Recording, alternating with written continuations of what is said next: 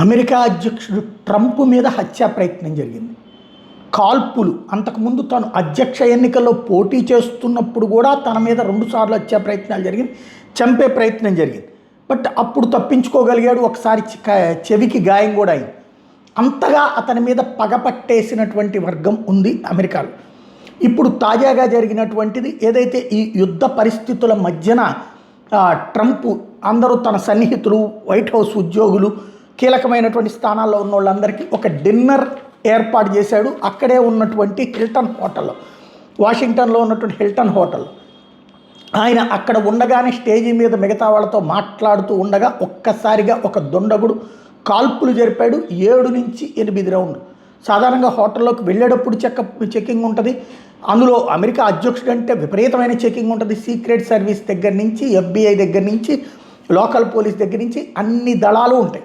అంతమంది చెక్ చేశాక కానీ లోపలికి పంపించరు. అయినా లోపలికి తుపాకీ వెళ్ళింది. అది కూడా ట్రంప్ ఉన్నటువంటి హాల్లోకి వచ్చింది. ఆ హాల్లో అతని చేతిలో తుపాకీ వచ్చింది.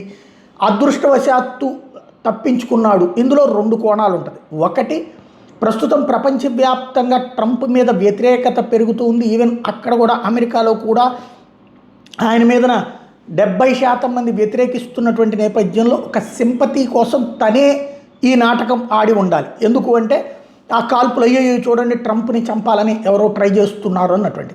లేదా రెండవది, ఈ మత పిచ్చతో రేగిపోయేటటువంటి ఇరాన్ పిచ్చతో ఉన్నటువంటి వాళ్ళు ఎవరో స్కెచ్ వేసి కాల్పులు జరిపి ఉండాలి. రెండో దానికి అవకాశాలు తక్కువ కనబడుతున్నాయి, మొదటి దానికి అవకాశం ఎక్కువ కనబడుతుంది. కాల్పులకి సంబంధించినటువంటి నిందితుడిని తక్షణం పట్టుకున్నారు పోలీసులు. అతని వివరాలు అందిస్తారా లేదా అన్న దాని మీద ఆధారపడింది నిజమేంటి అన్నది. ఇంతకుముందు కాల్పులు జరిపినప్పుడు కూడా ట్రంప్ది ఎలక్షన్స్ ముందు ట్రంప్ ఆ విషయాలు బయట పెట్టలే, ఎవడు ఏంటి అన్నటువంటిది.